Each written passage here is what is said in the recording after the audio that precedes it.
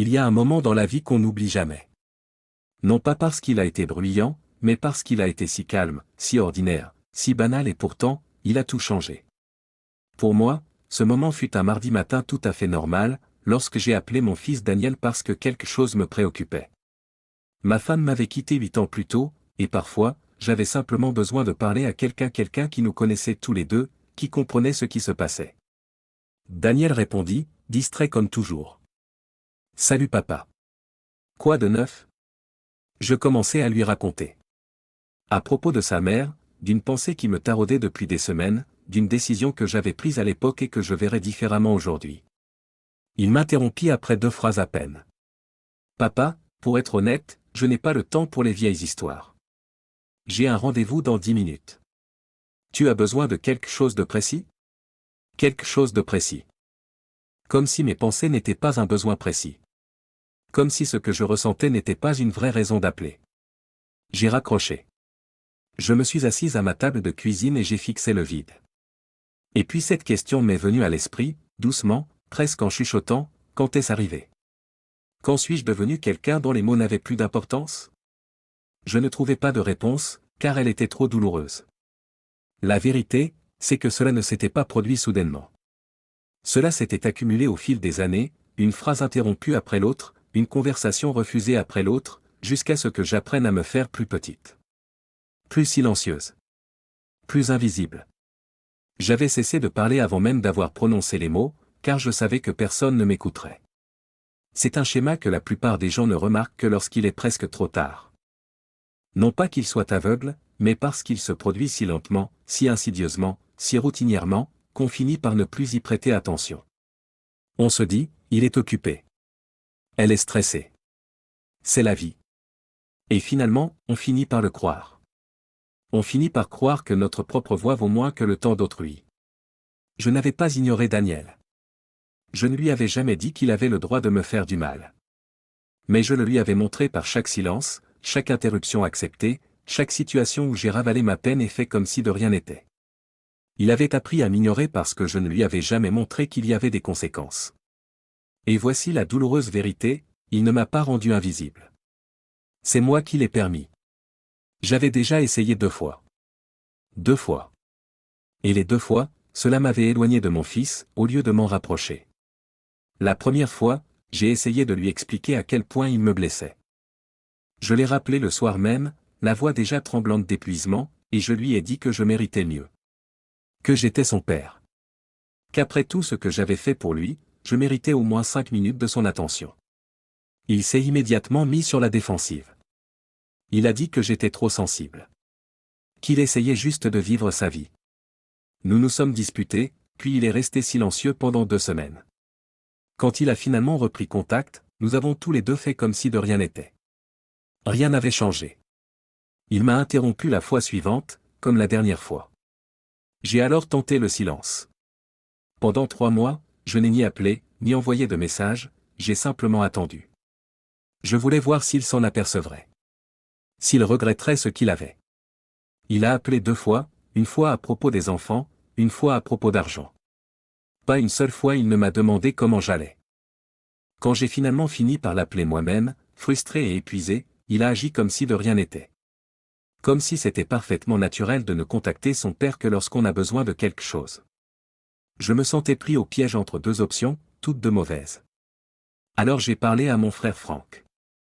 Non pas pour avoir des conseils, mais parce que je ne savais plus quoi faire de cette douleur. Franck n'est pas du genre à mâcher ses mots. Il m'a écouté, est resté silencieux un instant, puis a dit quelque chose qui m'a glacé le sang. Jonathan, tu lui as appris comment te traiter. J'aurais voulu protester. Dire que c'était injuste, que je n'avais rien fait de mal. Mais Franck ne m'a pas laissé esquiver la question. Il m'a expliqué qu'à chaque fois que Daniel m'interrompait et que je l'acceptais, je lui envoyais un message silencieux, pas de problème. Je peux attendre. Franck m'a donné le nom de quelqu'un, une vieille connaissance, Georg, 74 ans, qui avait le même problème avec sa fille. Depuis des années. Georg avait trouvé une solution, non pas par la dispute, ni par le repli sur soi, mais par une approche beaucoup plus calme et, en même temps, beaucoup plus ferme. J'ai appelé Georg le soir même, nerveuse, presque honteuse de devoir parler à un inconnu de la façon de gérer mon propre fils. Mais parfois, on a besoin de quelqu'un de l'extérieur qui puisse voir ce que l'on ne voit plus soi-même, parce qu'on est plongé dedans depuis trop longtemps. Longtemps, j'ai cru qu'il suffisait de montrer ma souffrance. Que si mon fils Daniel voyait à quel point il me faisait souffrir, il s'arrêterait de lui-même. Que l'amour suffisait à ramener quelqu'un à la raison. Mais l'amour seul ne change pas les comportements, il ne fait que modifier les sentiments, et les sentiments s'estompent. Ce que je ne comprenais pas, c'est que Daniel ne réagissait pas à ma douleur car il ne la percevait pas comme un signal. Pour lui, ce n'était qu'une émotion, quelque chose qui, il pouvait en attendre, passerait d'elle-même. Chaque fois que je pleurais ou que je me plaignais, il attendait simplement que l'orage se calme. Et puis, il reprenait ses habitudes comme avant. Non par cruauté, mais parce que je ne lui avais jamais clairement expliqué ce qui devait changer. C'est là le nœud du problème, une chose que la plupart des gens comprennent trop tard. La culpabilité s'attaque à la personnalité, elle dit à l'autre, tu es une mauvaise personne. Et personne n'aime entendre qu'il est une mauvaise personne. Le premier réflexe est la défense, pas la lucidité. Daniel n'a pas réfléchi lorsque je lui ai fait part de ma déception, il s'est mis sur la défensive, s'est replié sur lui-même, et la conversation s'est arrêtée avant même d'avoir commencé. Le retrait, en revanche, envoie un signal différent, mais tout aussi erroné. En gardant le silence pendant 3 mois, attendant que Daniel me contacte, il n'a pas appris à m'apprécier. Il a simplement compris que je pouvais me débrouiller sans contact. Le silence est éloquent, certes, mais il ne correspond pas à la réalité si l'on veut se faire entendre. Ce qui fonctionne vraiment est d'une simplicité presque incroyable. On ne parle pas des sentiments, on nomme le comportement. Pas « tu me fais du mal », mais « la façon dont tu me parles en ce moment est irrespectueuse. J'aimerais que tu essaies à nouveau. » Aucune attaque contre la personne. Aucune accusation. Juste une description claire et calme de ce qui se passe, et une demande de changement tout aussi claire. Je sais combien c'est difficile d'avoir le cœur brisé. D'attendre depuis des années que quelqu'un s'en rende compte de lui-même. Mais c'est précisément là le problème, ils ne s'en rendent pas compte parce que nous n'avons jamais été assez clairs. Nous avons semé des allusions, espéré, attendu. Et ils ont interprété cela comme un accord. Dès l'instant où j'ai cessé d'attendre que Daniel comprenne et que je lui ai parlé calmement et directement, quelque chose a basculé. Non pas que mes mots aient un pouvoir magique, mais parce qu'une clarté sans colère est plus difficile à ignorer qu'une accusation. Il y a une phrase que je garde en tête chaque jour, non pas parce qu'elle est compliquée, mais parce qu'elle est si simple que pendant des décennies, je n'aurais pas cru qu'elle puisse fonctionner. J'avais 79 ans quand je l'ai prononcée pour la première fois. Et au moment où mon fils Daniel s'est tu vraiment silencieux, j'ai compris que j'aurais dû connaître cette phrase bien plus tôt. La phrase se lit comme suit, « La façon dont vous me parlez en ce moment est irrespectueuse. Je vous demande de réessayer. » Rien de plus. Rien de moins. Aucune accusation, aucun contexte, aucune explication quant à mon droit au respect. Juste ces 2 phrases calmes et claires, puis le silence. Ce silence n'est pas une erreur. Il est essentiel, car c'est dans ce silence que votre enfant doit décider qui il veut devenir. La plupart d'entre nous préfèrent t'expliquer. On dit, tu ne peux pas imaginer à quel point ça me fait mal, après tout ce que j'ai fait pour toi. Je l'ai dit aussi, maintes et maintes fois, la voix tremblante, le cœur plein d'espoir que mon fils finisse par comprendre. Il n'a pas compris. Non pas qu'il soit une mauvaise personne, mais parce que la douleur exprimée à voix haute érige presque toujours un mur plutôt qu'un pont. L'autre personne se met sur la défensive. Elle se justifie. Et vous vous retrouvez seul avec votre souffrance. Le plus difficile, c'est que nous avons appris à croire que les sentiments doivent toujours être pleinement exprimés pour être entendus. Mais parfois, la simplicité est le seul langage qui permette vraiment de se faire entendre.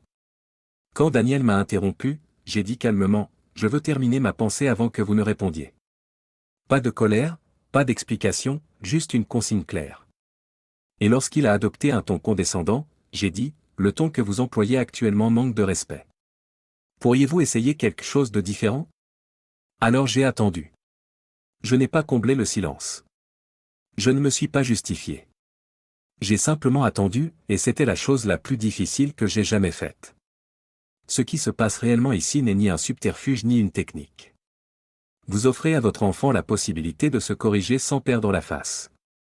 Et c'est précisément ce qui fait toute la différence, non pas les mots seuls, mais le calme avec lequel vous les prononcez et la constance avec laquelle vous les répétez à chaque fois.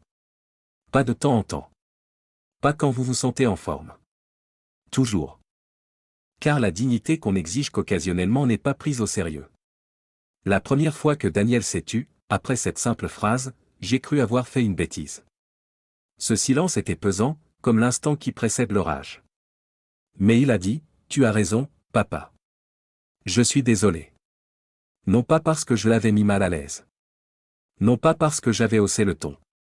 Mais parce que j'étais resté calme et pour la première fois depuis des années, il avait compris que j'étais sincère. Ce qui a suivi ne s'est pas produit du jour au lendemain. C'est une vérité que la plupart des gens préfèrent ignorer.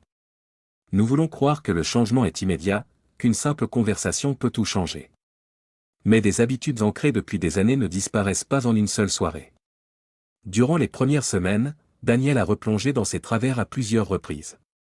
Et à chaque fois, sans exception, j'ai prononcé la même phrase calmement.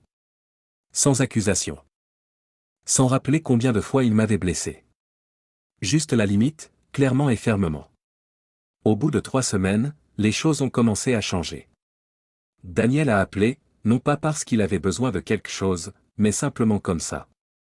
Il m'a demandé mon avis sur des sujets importants pour lui. Il m'a intégré aux conversations au lieu de me couper la parole. Cela peut paraître anodin. Mais pour quelqu'un qui s'était senti invisible pendant des années, c'était fondamental. Le véritable test a eu lieu lors d'un dîner de famille. Sa fille a levé les yeux au ciel pendant que je parlais ce petit mouvement qui signifie « le vieux parle encore ». Daniel l'a remarqué. Et avant même que je puisse réagir, il lui a dit calmement « pas comme ça. Ton grand-père mérite le respect ». À cet instant, j'ai su que quelque chose avait vraiment changé, pas seulement son comportement envers moi, mais aussi l'image qu'il avait de moi. Pourquoi la plupart des gens l'apprennent-ils si tard? Parce que nous croyons que l'amour implique automatiquement le respect. Nous pensons que nos enfants savent ce que nous méritons, simplement parce que nous sommes leurs parents. Mais le respect n'est pas inné. Il naît de nos propres actions, non pas par des mots qui l'expliquent, mais par des actes qui le prouvent. Si vous êtes actuellement dans une relation où vous vous sentez diminué, que ce soit avec un enfant, un frère ou une sœur, ou un vieil ami, ne vous demandez pas pourquoi l'autre personne refuse de changer. Demandez-vous plutôt ce que vous avez accepté en silence. Car le silence est aussi une réponse. Et l'autre personne l'entend plus clairement que vous ne le pensez. J'ai reçu de nombreuses lettres ces derniers mois.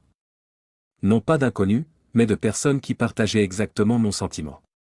Un homme de Brême, Thomas, âgé de 77 ans, m'a écrit que son fils l'interrompait sans cesse depuis des années. Pas même impoliment, comme si les paroles de Thomas n'étaient qu'un bruit de fond. Il s'efforçait de prononcer ses phrases calmement, clairement et sans s'arrêter.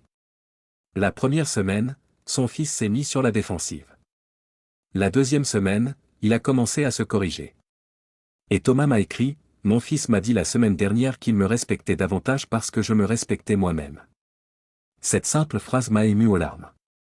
Hildegard, une minichoise de 71 ans, avait 4 enfants, tous ayant pris l'habitude de parler sans la consulter. Non par méchanceté, mais simplement parce qu'elle le permettait. Elle commença alors à fixer des limites calmement, encore et encore, sans colère ni accusation. L'une de ses filles se mit d'abord en colère et ne la contacta pas pendant une semaine. Puis elle revint, s'excusa et reconnut avoir abusé de sa mère. Hildegard m'écrivit que cette semaine de silence de sa fille avait transformé plus de 20 ans de patience tacite. Ce qui me touche dans ces histoires, ce n'est pas la réussite, mais le temps perdu. Thomas avait laissé son fils agir ainsi pendant des décennies. Hildegard s'était effacée pendant des années. Et moi-même, j'avais appris à Daniel que mon silence valait consentement. C'est la dure vérité que la plupart des gens réalisent trop tard, les enfants ne choisissent pas la façon dont ils nous traitent. C'est nous qui le leur montrons, parce que nous acceptons, jour après jour. Ce qui nous retient, ce n'est pas le manque d'amour. C'est la peur qu'une limite claire détruise la relation. Or, c'est tout le contraire. Une relation où l'un des partenaires est constamment invisible se désagrège de l'intérieur, silencieusement, lentement, sans que personne n'ait à prononcer un mot. Si aujourd'hui votre enfant vous interrompt, coupe le fil de vos pensées, ignore votre ton, dites-le. Calmement. Clairement. Sans accusation. Non pas pour avoir raison, mais parce que votre voix a toute sa place dans cette conversation. Et s'il vous rappelle, s'il pose des questions, s'il vous écoute, alors vous saurez que ce n'étaient pas seulement les mots qui comptaient. C'était la conviction qui les animait. La dignité que vous avez enfin retrouvée.